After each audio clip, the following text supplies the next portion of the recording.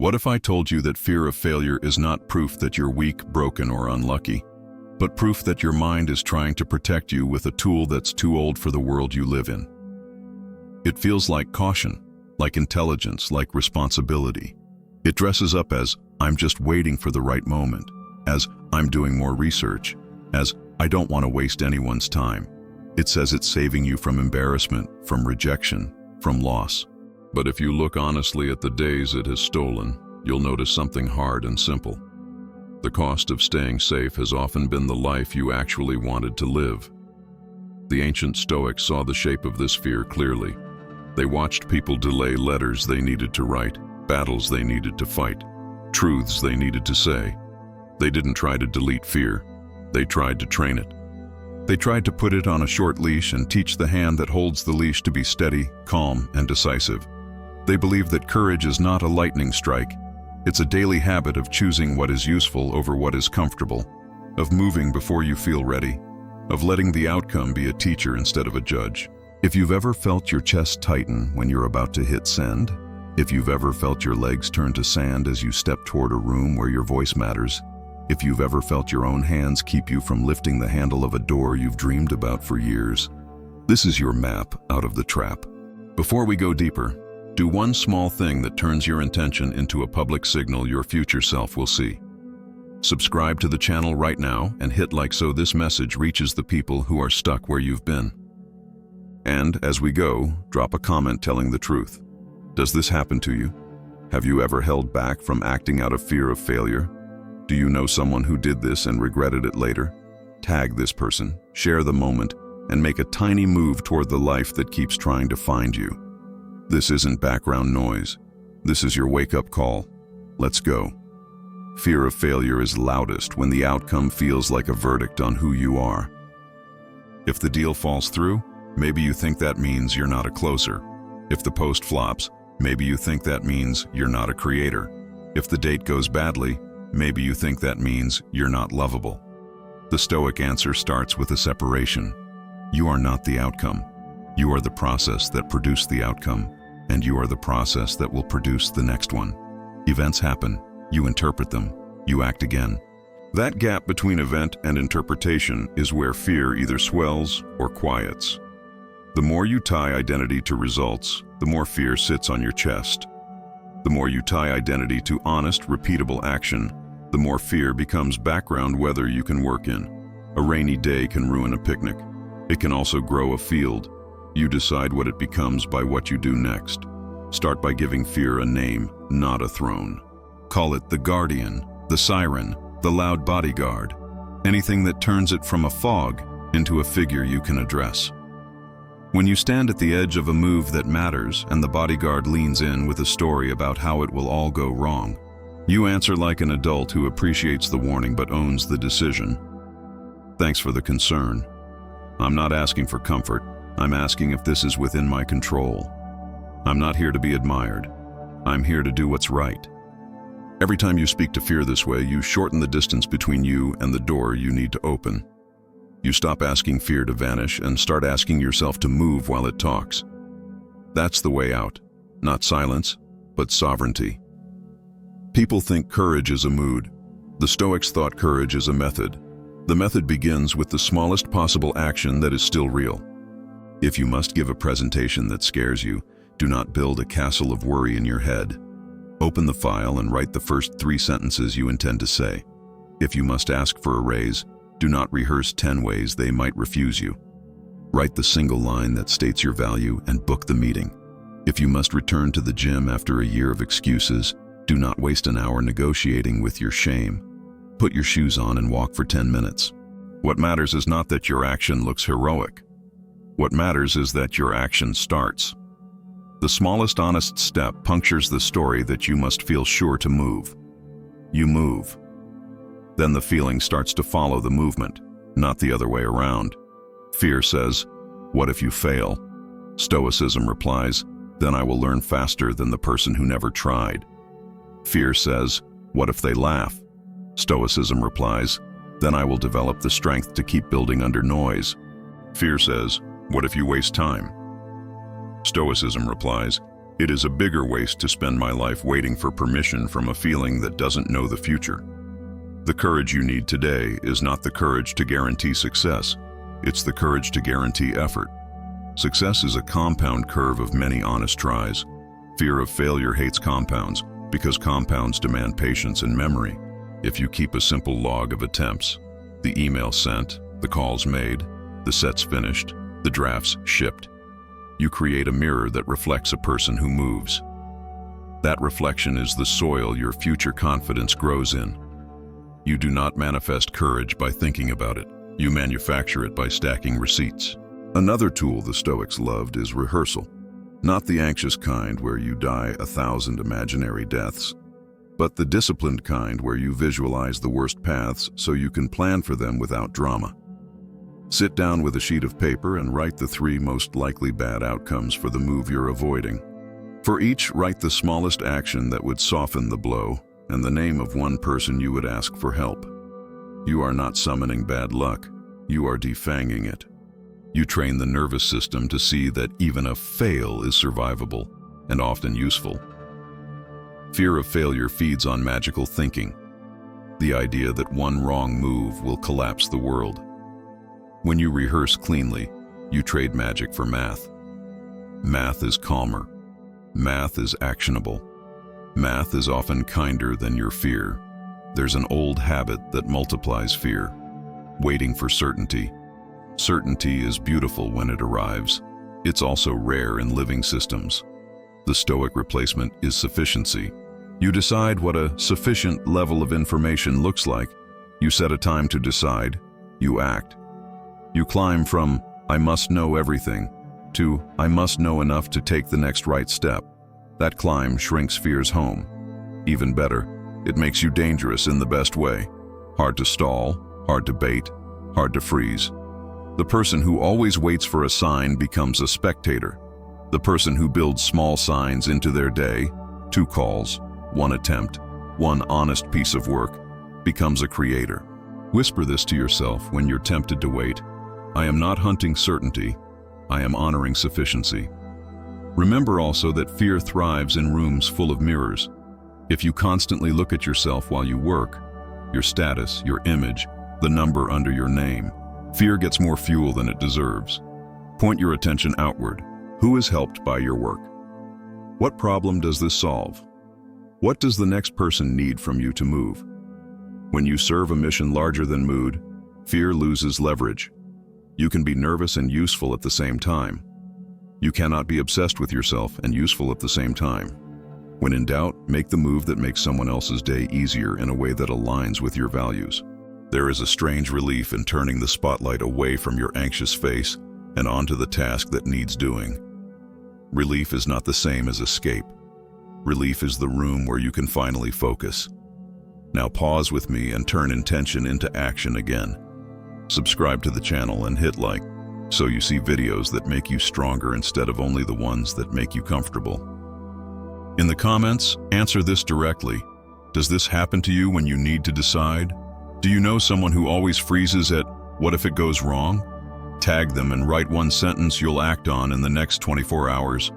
Public words become rails you can hold when fear tries to pull you off the path. Then come back. We're going deeper. Let's look at the places where fear of failure likes to hide under good manners. It hides in perfectionism. I just want it to be right. It hides in research. I just need a little more context. It hides in kindness. I don't want to inconvenience anyone. It hides in prudence. Timing is everything. It hides in identity. I'm not the kind of person who does that. The treatment is not rudeness or recklessness. The treatment is a clean sequence you can run anytime fear starts dressing up. First, name the value at stake: truth, growth, service, discipline. Second, name the smallest action that honors that value right now. Third, put a time boundary on the action. Fourth, do it even if your hands shake. Fifth, record it. That's it. Values, action time, do, log. Repeat until fear learns that you will move even when it protests, and that your movement is not a tantrum but a ritual. Courage has a body. If you force a terrified body to move like a hero, You'll often end up with a messy scene and a new memory fear will love to flash in your face later. Instead, train the body as you train the mind. Breathe out longer than you breathe in. This tells your nervous system that you are not in mortal danger. Relax your jaw. Fear loves clenched teeth. Drop your shoulders. Fear loves pinned traps. Stand or sit like a person who is allowed to take up space. Fear loves to fold you inward. Read your first sentence out loud to an empty room. Fear loves mute rehearsals that collapse under sound. Drink a glass of water. Fear loves dry mouths. Every bodily cue you send is a message to your brain about whether this is a threat you must flee or a practice you can survive. Teach your body that practice is not war. It is training. Some people will say that fear of failure is wise because failure has consequences. That's true. But the consequence of never risking is a quieter kind of failure that arrives dressed in explanations. I could have, I almost did, I had good reasons. The Stoics preferred the kind of scar that comes from contact with reality over the kind of comfort that comes from contact with fantasy. If you must fail, fail in motion. If you must fail, fail in service of something you would be proud to name. If you must fail, fail cleanly, with an honest plan, an honest effort, an honest review. Then adjust and try again. Nothing demoralizes fear like your refusal to make it dramatic. A powerful way to shrink fear is to build an identity with receipts. You become the person who keeps small promises even when nobody's watching. 5 minutes of practice, 1 paragraph, 1 pitch. You become the person who will attempt instead of endlessly analyze. You become the person who will ask directly instead of hinting and hoping. You become the person who will say no to distractions that disguise themselves as opportunities. Every kept promise becomes a brick. Bricks become a wall that keeps fear in its place. This is not about becoming reckless. It's about becoming reliable, to yourself first, then to others. In work, fear of failure often shows up as a loop. What if this isn't the right plan? The Stoic move is to shorten the loop with a test you can run today. Choose a single metric you care about. Design a small experiment that runs for a week and commit to a review. Replace "what if it fails" with "what will I learn if it underperforms?" That question turns fear into curiosity. Curiosity is lighter. Curiosity moves. You will not always like what you learn, but you will love what it makes you capable of. In relationships, fear of failure shows up as silence. You swallow the sentence that would have saved you a year. You hide the truth that would have created the trust you crave. Stoic courage here is gentle and direct. Speak the clean line at the right time without performance and without a safety net made of little lies. If the relationship cannot hold a true sentence, it was already weak. If it can, you will have become stronger together because you did the hard right thing instead of the easy wrong one. Fear will tell you that telling the truth risks the relationship. Sometimes it does. But hiding the truth rots it. The cost is the same. The timeline is different. Choose the path that leaves your spine intact. In creative work, fear of failure shows up as an obsession with originality that strangles output. The Stoic workaround is to define originality as honesty applied to a problem you care about. Be original in your story, your taste, your craft, your persistence. Don't wait for a lightning bolt of novelty before you make. Make until your fingerprints appear. The first 100 iterations might be messy and derivative. That is not failure. That is apprenticeship. Fear hates apprenticeship because apprenticeship has a timeline, a routine, a teacher. Apprentice yourself to the work. Let the hours soften you into someone who no longer needs permission to create.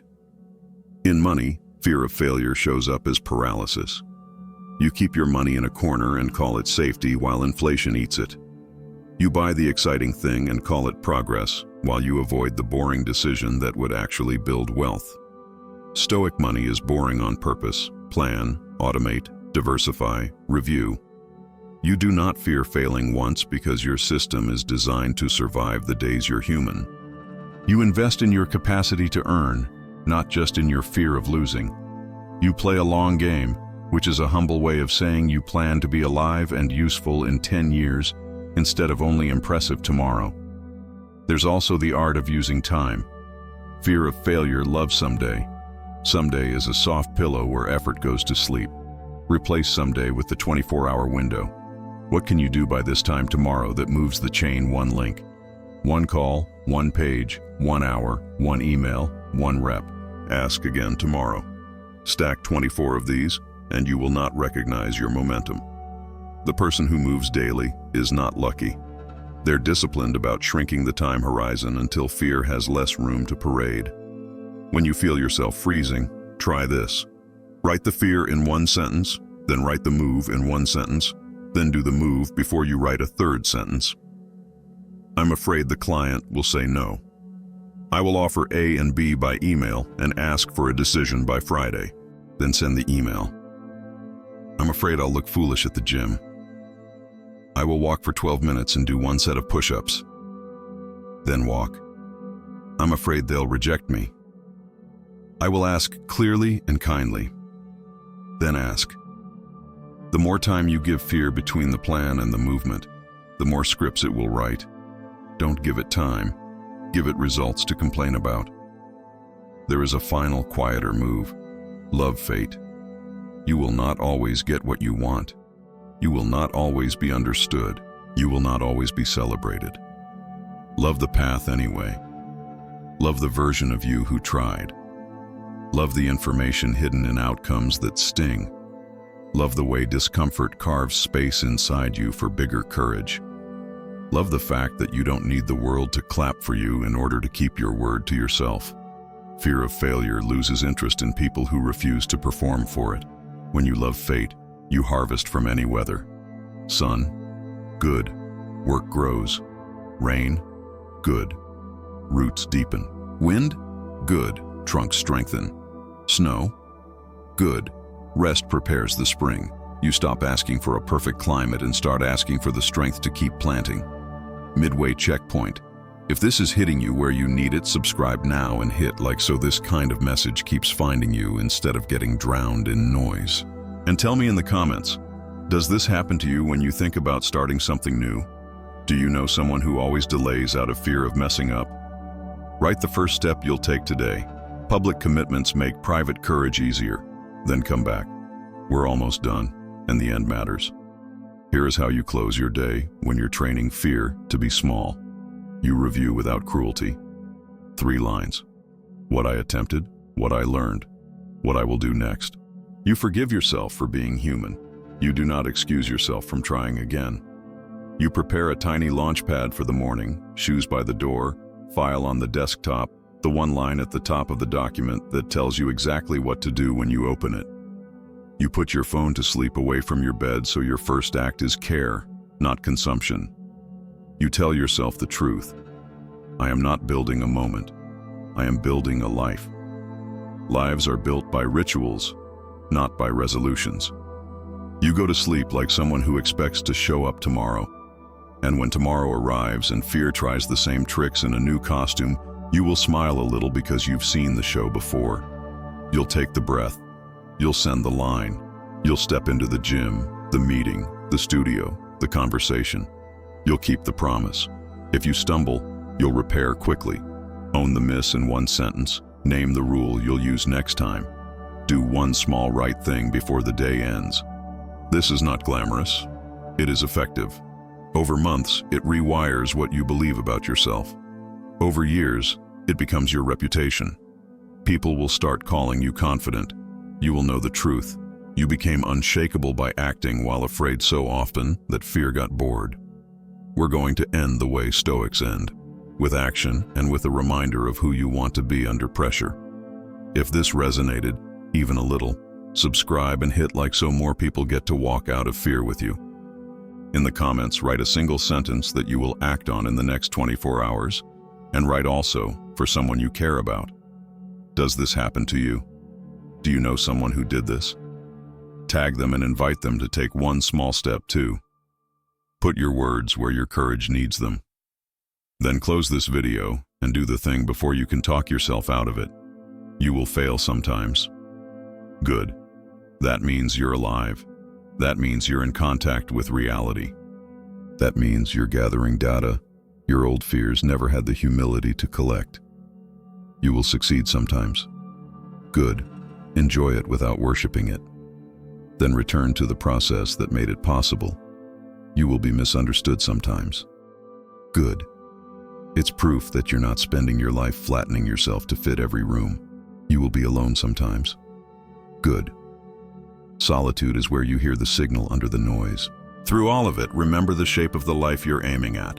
Honest effort, clean decisions, quiet pride, steady growth. Fear of failure cannot stop a person who shows up with those 4 in their pocket. So take the breath. Choose the smallest move. Ask clearly. Ship at 80. Learn out loud. Love fate. Repeat until you become the person your old self was waiting to grow into. And when you reach for your phone to escape, reach for your plan instead. When you reach for an excuse, reach for a sentence that moves the chain. When you reach for certainty, reach for sufficiency. When you reach for comfort, reach for courage. When you reach the end of the day, reach for your pen and record the truth. I acted. I learned. I'll be back tomorrow.